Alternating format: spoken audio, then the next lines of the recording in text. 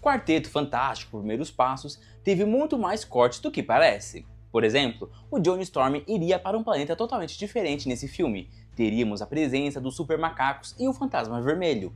Além disso, o filme tinha um formato e uma estrutura bem diferente do que vimos no corte final. Então, visto isso, aqui está o que foi removido de Quarteto Fantástico Primeiros Passos e o plano original do filme. Fantasma Vermelho! O primeiro corte desse filme foi o Fantasma Vermelho, interpretado pelo ator John Malkovich. As ações dele ainda existem no fundo da trama. Vemos o Reed lutando com um dos super macacos do fantasma, o orangotango pelo Thor, mas o próprio Malkovich e o plano completo do vilão foram cortados do filme. No fim, ele só aparece em forma animada na cena pós-créditos. O diretor, Matt Shakman, contou em uma entrevista exatamente como seria essa cena. Basicamente, o Fantasma Vermelho tentaria roubar o foguete Excelsior com a ajuda de seus macacos, e o Reed iria impedi-lo. Partes dessa cena aparecem na montagem inicial, com Reed chutando um dos macacos na água. Shakman já tinha dito em entrevistas antes do lançamento que cortar o Malkovich foi algo que partiu o coração, mas deu a entender que isso foi necessário por causa do ritmo e duração do filme. Ele também disse que, infelizmente, nunca veremos uma versão do diretor desse filme que inclua o Fantasma Vermelho, porque há tantos efeitos visuais envolvidos que essas cenas continuam inacabadas, e terminar seria um gasto enorme de dinheiro que a Disney não quer. O show de Ted Gilbert. O final do filme mostra o Quarteto Fantástico retornando ao programa de Ted Gilbert com o bebê Franklin, onde tentam apresentá-los como um quinteto fantástico. Nesse momento, os dispositivos de pulso deles começam a tocar e eles precisam sair correndo pelos bastidores, passando por alguns caras vestidos como soldados romanos. Mas no trailer existe uma versão diferente dessa sequência, sem o Franklin e com um grupo correndo atrás de um cowboy e uma cowgirl. Ou seja, o trailer provavelmente mostra uma cena do ato 1 e uma versão anterior e cortada do show de Ted Gilbert, não a cena final. Esse corte não chega a ser triste por ter ficado de fora, mas teria deixado o desfecho mais engraçado, reforçando aquela piada recorrente de que Ted nunca consegue de fato entrevistar a família. Traje de Jack Kirby. Uma foto de bastidores mostrou os heróis em seus trajes originais, com colares e punhos pretos, como nos designs originais de Jack Kirby.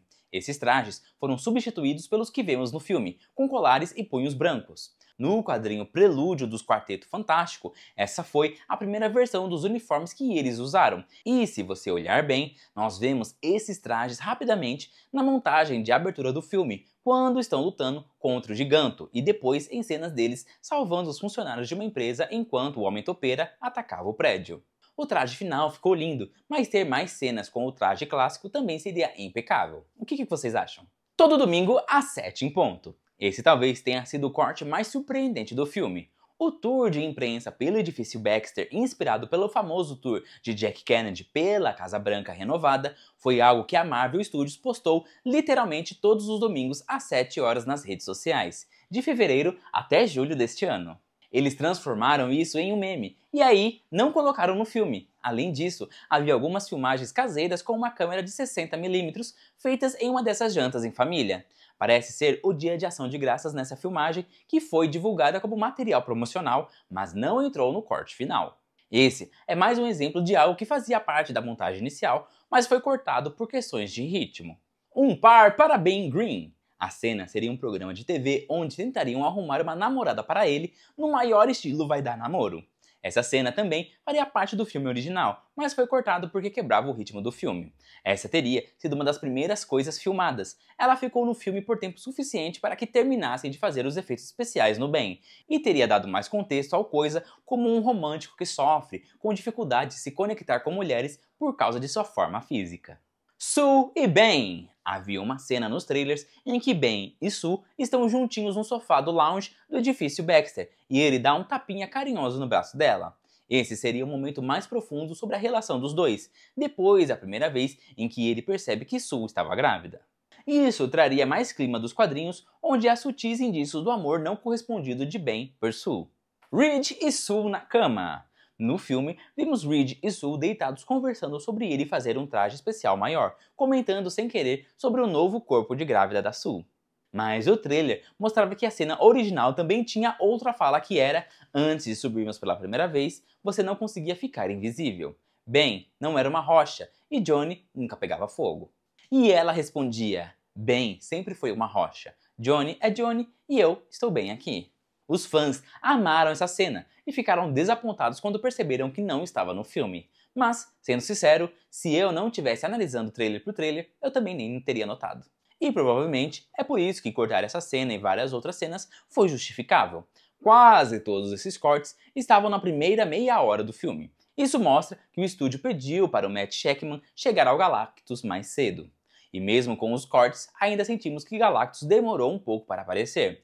Uma reclamação que, ironicamente, mostra por que esses cortes foram necessários. Fala do Reed! Nos trailers iniciais, vemos Reed dizendo a frase "a culpa é minha, eu estiquei os limites do espaço e eles ouviram". No corte final do filme, essa fala simplesmente não existe, e depois de rever o filme várias vezes, fica difícil imaginar em que momento ela se encaixaria.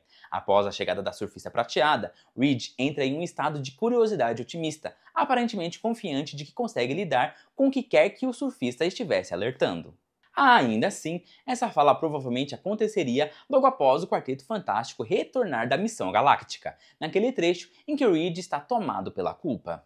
Mas afinal, ao que Reed se referia quando dizia ter esticado os limites do espaço? Será que ele acreditava que seus avanços tecnológicos, as viagens mais rápidas que a luz, ou até o ato de captar transmissões do espaço profundo foram o que chamou a atenção da surfista prateada para a Terra? E é aí que entra uma possível teoria. Isso nos leva à cena deletada em que Sue encontra Johnny usando o traje espacial azul, pendurado de cabeça para baixo na cadeira. Esse take aparece em um dos trailers, mas nunca no filme final, indicando que faria parte de uma cena cortada focada no entusiasmo de Johnny em voltar ao espaço com um traje novo. E isso, por sua vez, nos conduz a que eu acredito ter sido a maior remoção da segunda metade do longa, um corte que teria mudado completamente a forma como entendemos o filme. Johnny Storm visita Zen-La. Johnny Storm deixa claro, no começo do filme, seu desejo de se tornar um explorador espacial. Ele chega a pedir para Reed um novo traje com suprimento de oxigênio maior, algo que permitiria viagens espaciais mesmo quando ele estivesse em chamas. Mas esse desejo simplesmente desaparece quando a equipe finalmente vai para o espaço, rumo à nave de Galactus.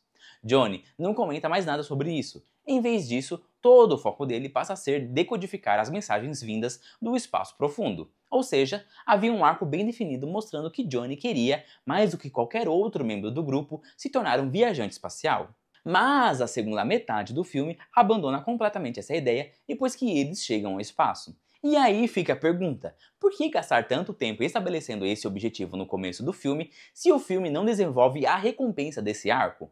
O que resta é o momento individual que Johnny tem com a surfista prateada, quando ele ouve a língua nativa dela, a bênção "morra com os seus". É isso que permite a ele decodificar as transmissões depois, mensagens de gratidão de Zen-La e mensagens de terror dos planetas que ela foi obrigada a destruir. Isso revela um arco inteiro deletado do Johnny Storm. Em algumas fotos de bastidores, vemos o Joseph Quinn em uma praia. Alguns pensaram ser o Ben Green, mas definitivamente é o Johnny. Nunca vimos o Tocha em nenhum lugar que parecesse assim no filme, o que mostra que o arco do ato 2 do Johnny teria seguido um desses dois caminhos. Primeiro, Johnny poderia realmente ter viajado pelo espaço profundo para encontrar o planeta Zen-La. Isso justificaria porque era tão importante para ele conseguir um novo traje do Reed com oxigênio prolongado. E também faria uma referência ao arco do Johnny na trilogia do Galactus, dos quadrinhos de 1966, quando é o Tocha Humana quem vai ao espaço profundo para recuperar o Aniquilador Supremo, a única coisa capaz de derrotar Galactus. Johnny poderia ter encontrado o planeta Zen-La e até conhecido as pessoas que Shalla-Bal poupou com seu sacrifício, entendendo a história dela dessa forma. Mas a segunda opção, que acho igualmente possível, talvez a visita de Johnny a Zen-La tenha sido uma visão. E acho que o arco de Johnny nesse filme sempre seria ele fazendo esse dever de casa de tradução em seu quarto. Mas talvez o que realmente aconteceu foi que, quando ele falou com Shalla-Bal na língua dela e a confrontou com todas aquelas mensagens, e eles conversaram sobre a luz da lua, talvez ela o tenha tocado, e ao fazer isso, o transportado mentalmente para a última memória dela em Zen-La. E isso é possível porque mais cedo no filme, quando ele tocou a prancha dela, se você ouvir com atenção, dá para escutar as vozes do planeta Zen-La ecoando na mente dele. Talvez, se ele tivesse segurado por mais tempo e se Shallabal tivesse permitido, ele poderia ter sido visualmente transportado para uma memória do mundo natal dela, e caminhando dentro dessa memória, poderia ter visto o que aconteceu com ela naquela praia.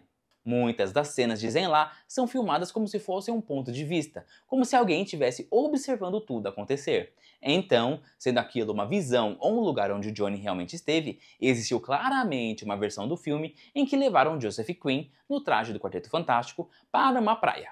E a única cena em praia no filme é justamente em Zenlá.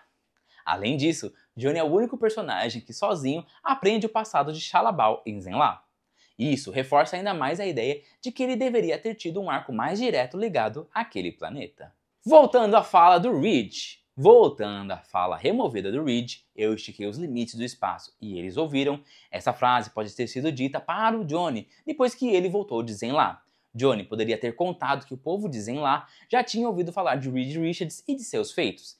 E, a partir disso, Reed teria sentido uma culpa ainda maior. A percepção de que suas próprias ações, seus avanços e experimentos colocaram a Terra no radar de Shallabal. E isso tornaria essa fala muito mais carregada dramaticamente do que a forma como acabou ficando na versão final. Participação surpresa!